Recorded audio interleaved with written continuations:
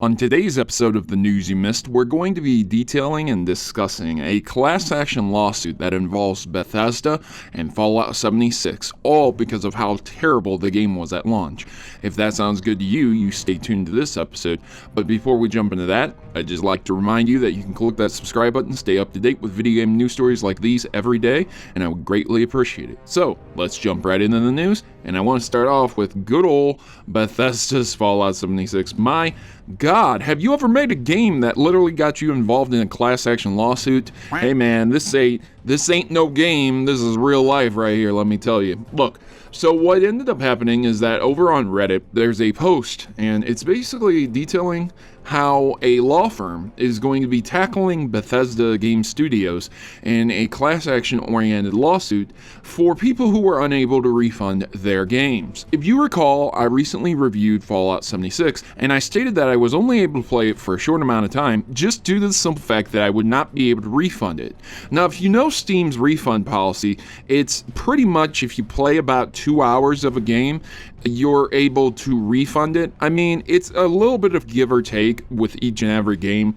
Obviously, there's situations where you might be able to refund the game if you have a lot more game time in or a lot less game time in. But obviously, with a massively huge game like Fallout 76, you can't just play a certain amount of time and then instantly refund it. You know, you've got to play the game for several hours. It's a massive game. Imagine saying to yourself, yeah, you know what, I don't like Fallout 4 after 2 hours of gameplay. I don't even think you would have been a quarter of the way through the story or side quest or anything like that if you had refunded that game that early. So a lot of people obviously wanted to refund the game after several hours gameplay, game breaking glitches, bugs, just not even being able to play the game, being disconnected constantly.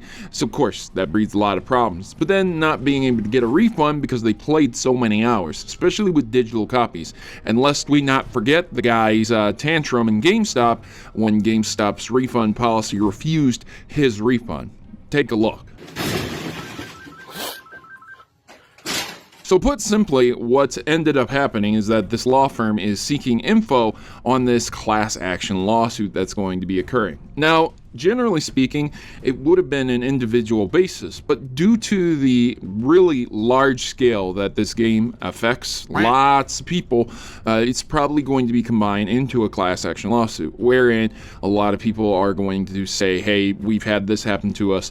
The attorney is going to represent these people. He's going to take a small percentage of the winnings, and then everybody's going to be mailed a portion of a check. It might be the entirety of what you purchased, it might be less, but you might end up getting a check if you've been affected by this. They're going to use your statements, your words, as evidence for this class action lawsuit. So if you bought Fallout 76 and it's absolutely terrible and you weren't able to get a refund, you might be entitled to a refund anyways. Do you get a refund when you watch over half of a movie? Can you walk out 3/4 of a movie finished and say, I want a refund, I absolutely hate this? Will they give you a refund? Maybe, maybe not. It's good business just to give a refund, but then if you have tons of people doing that over and over again and abusing the system, is it good business or are you being taken advantage of? In this instance, I would definitely say that it would be in Bethesda's best interest to refund every single person who asks for one with Fallout 76.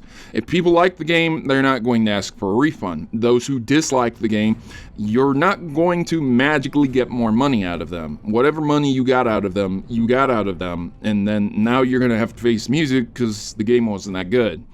The biggest thing that was cited here was one 56 gigabyte patch for fixing all of the glitches being massively huge and causing a lot of people problems. So this is going to be another point that's going to be cited in this case.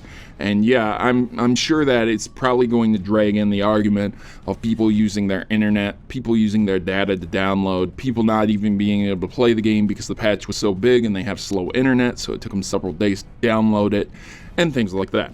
We have good old Fallout 76 triggering class action lawsuit against Bethesda. If you guys would be so kind, click that like and share button. Allow other people to see this news story and let people know what's going on out there. If you know somebody who has Fallout 76 and needs a refund, go ahead. Link them to the link in the description below.